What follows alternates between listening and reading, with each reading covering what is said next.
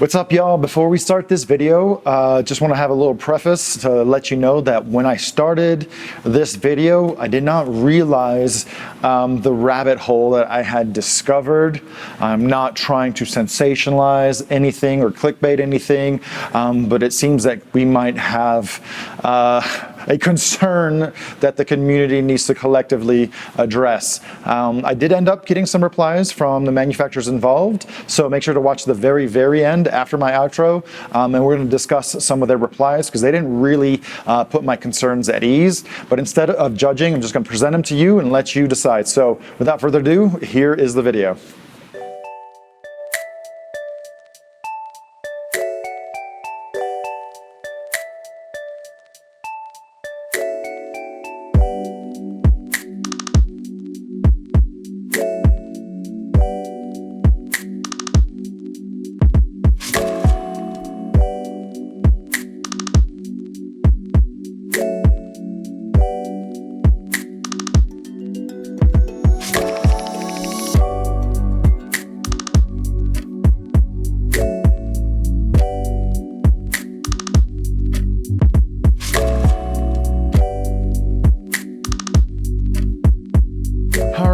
What's going on, Reef Builders? I am Jake Adams. This is kind of a strange video because normally, but let me tell you what I want to do. This is the Cetus 2 LED from HM Electronics. It's a small, powerful, Bluetooth controlled LED light, and it's got its own little hanger thingies. And you know what? I've actually enjoyed them for, I guess, about a year.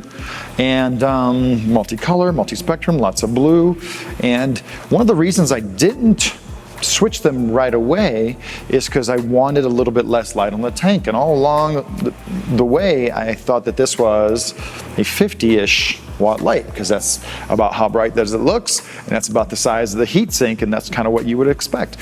So I'm like cruising the internet the other day, and I see that the TMC Rephoton, which is a rebadged version of this, is actually claiming 84 watts. 84 watts. So I'm looking at this light, I'm like, there's just no way that that little cluster of LEDs and that heatsink can handle 80 watts. So I plugged it into a kilowatt, and it's drawing a maximum of 65 watts. So then I look at the power supply, and I look at the voltage versus the amperage, then that maxes out at like 78 watts. And normally you have 20% of headroom when you select a power supply for your electronics. So there is a lot of discrepancy about this little light, which is probably gonna have more of a splash in Europe than it is in America. It's an awesome little light, but if someone is selling this light for $200 or 200 euros, or 200 pounds and saying it's 84 watts, while an AI Prime is running about the same price in dollars, $200 to 200 pounds, they're 50, 55 watts, a consumer is just gonna go for the 30 extra watts for 30 extra dollars or 30 extra pounds. So what we're gonna do is we're gonna take one of these lights off, and we're gonna put an AI Prime on there, and we're gonna compare them side by side, and we're gonna take the one that's off of it over to the workshop. We're gonna plug it into the kilowatts, do all the things. I don't know what the answer is. I don't know what happened, but we're gonna show you some data and go from there.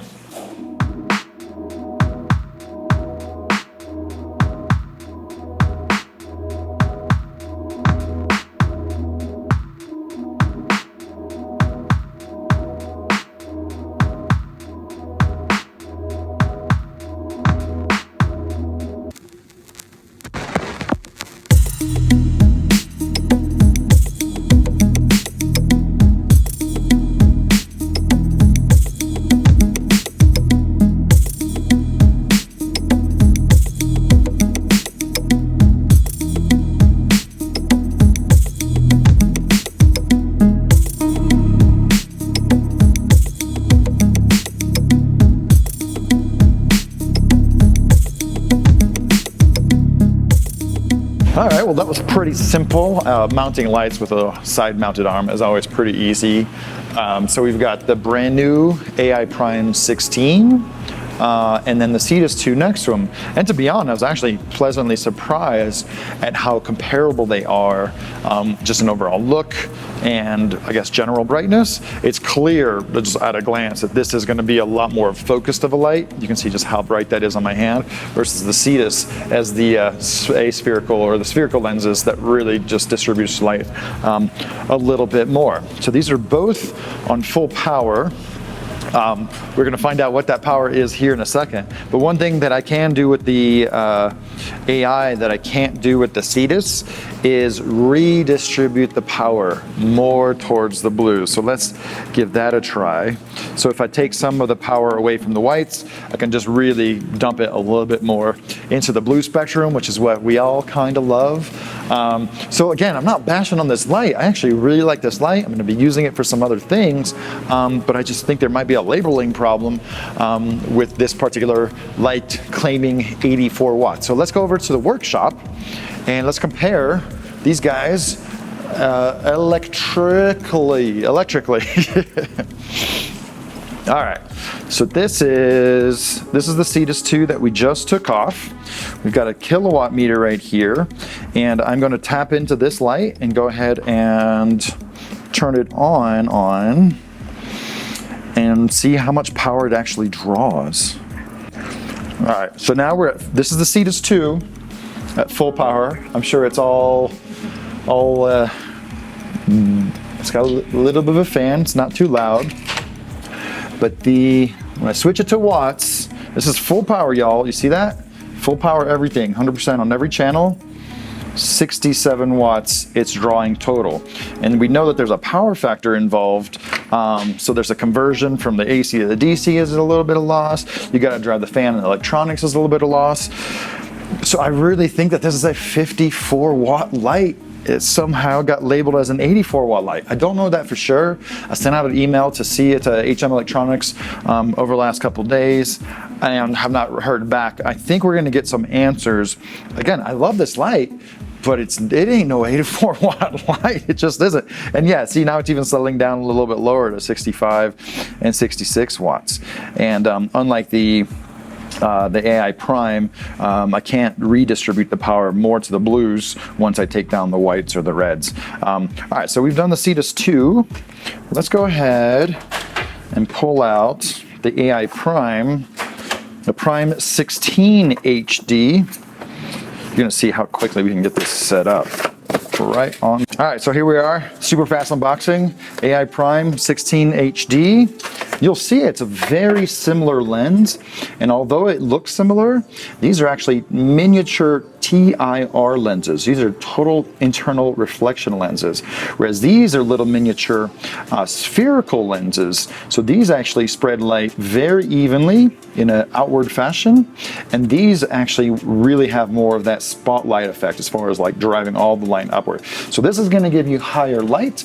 This is going to give you better diffusion and better color blending, which is kind of important in these clusters. However, once they start getting to this size, it starts to matter less and less. Okay, so now I think we can do a speed pseudo install of the AI Prime. So there's our fixture. There's the power supply. Do this super fast. Plug it in, plug it in. All right, so I think we just need to wait a few seconds for it to initialize. I think that's initializing. So you can press this button right here that's the moonlight. This is a 20%, I think. 20, 3, 4, 5. And I think this next one's gonna turn it off. Nope, that's full power. Woo, so we're just gonna turn that upside down. So yeah, this says 57 watts. 57 watts. And if you look at the packaging, I'm pretty sure it says like 55 watts or something. Where on here, they usually have been pretty good about this somewhere. Again, I'm pretty doggone sure it's 55 watts and it's registering 56 watts with 5 watts going to the power supply and electronics and 50 of those watts being for those LEDs. It is possible to label your lights accurately. And I love this light, the Cetus 2. I just don't understand why it's labeled at 84 watts. This is, I don't know if it's dishonest. You know what my theory is? You know what my honest theory is about this fixture? First of all, this has 18 LEDs. It says 18 LEDs, and a typical fixture is aquarium light fixture is going to run at about a maximum of 3 watts per LED, give or take. So 3 times 18 is 54 watts. That is a nice, neat, round number, and it makes a lot of sense. 84 is really bizarre. If you had 84 watts of power to this light, you'd be driving each LED at like over 4.5 watts. So like 1.7 amps per LED, and that's not what they're designed for. These are all really optimized to kind of peak out at 1 amp, which is about 3 watts each. And same thing with this one. This one has 16 LEDs, so it makes a lot more sense for it to have 50 watts. I don't know what the answer is. I don't know what's going on here. I'm going to keep this light. In the meantime, I'm going to put this fixture on the other tank, and we're going to show you the tank one more time once all the corals have opened up and we've got the next fixture on there.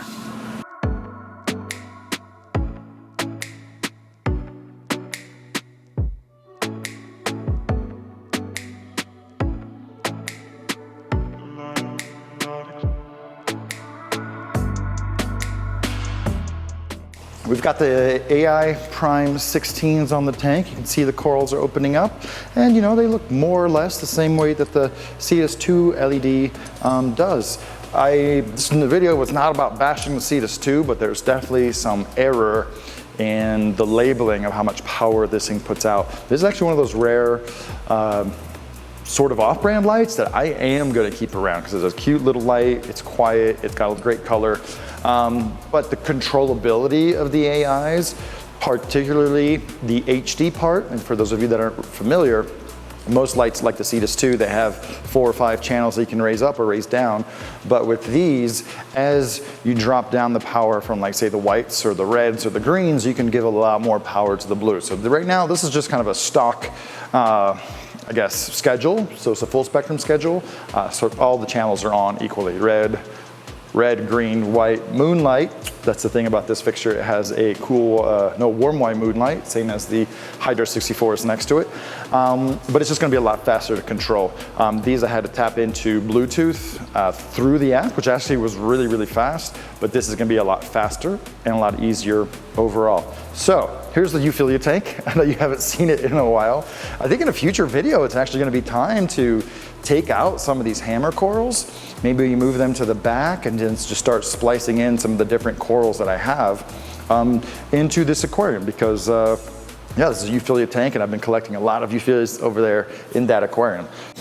So again, with this video, it was not my intent to go down the rabbit hole, but I just started investigating lights that I'm using, and I was really surprised and let down, maybe a little bit betrayed by the labeling of these particular lights, because LED lights are not new to the reef aquarium hobby. They've been around for about a dozen years, and as far as I know, this is the first case I've come across of a reputable LED light maker. I think it's fair to say taking some liberties with the packaging and the marketing of their products. It also kind of struck me a little bit. I look at the packaging for a lot of different lights all the time, and the TMC Reef Photon has 84 watts labeled front and center on the package. So let me tell you what some of the replies that I got. Not in entirety, but from Tropical Marine Center. We stand by the published 84 watts. This represents the absolute maximum power draw of the LEDs in the unit. So what they did is they added up 8 times 6 watts, 6 times 4 watts, 4 times 3 watts equals 84 watts. That is the maximum power output of these LEDs, and actually, technically, it's not. You could drive these LEDs at 10 watts a piece. They're just not going to last. What they've done is they've picked the most efficient point of these power rating for these LEDs to get as much light per watt as possible. And they are aware that their light runs at 67 watt. We do underrun these LEDs at 67 watts, according to our tests at 220 volt. Plus, as you rightly say, a little power to cover PSU losses and fan, bringing it to a 72 watt total draw. The response I got from HM Electronics is similar in that under an 110 volts, that power supply will drive the lights to 61 watts, and which corroborates the 65 watt power draw that I experience. I'm a little bit disappointed.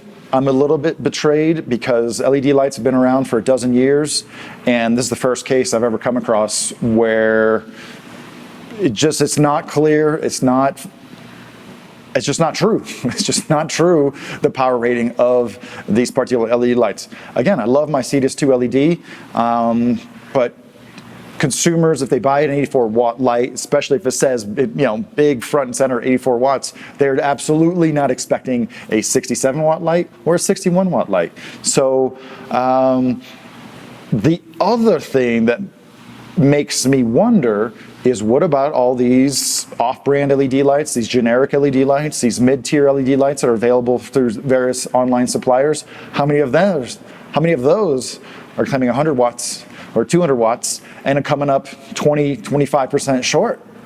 Like, I don't know. I've been fortunate because I've had access to a lot of name brand LED lights with companies who have a lot to risk by and have a lot of trust with their customers. So I don't have that much experience with the black box LEDs. And I'm trying to stay really dispassionate about this topic and just really present you with the facts and the data. So I don't know that the replies from HM Electronics and TMC soothed over my concerns, but at the end of the day, it's really up to you, the consumer, to decide how you feel about these lights coming in about 20% short, 20 watts short. So this is a really good opportunity for you guys to really sound off in the comments. Let me know what you think. If you have a kilowatt in any of these generic LED lights that came in a certain rating, plug them in. I'd really love to know what your fixtures are coming at. And while you're at it, plug in everybody's lights into a kilowatt if you have it, and see what they're showing you when they're run at full power. Thank you so much for joining me in this video. If you like this video, please give it a thumbs up. If you enjoy this kind of original content, please subscribe, consider subscribing. I'm gonna have a lot more ornamental videos coming up here soon, and I will catch you guys on the next video. Bye.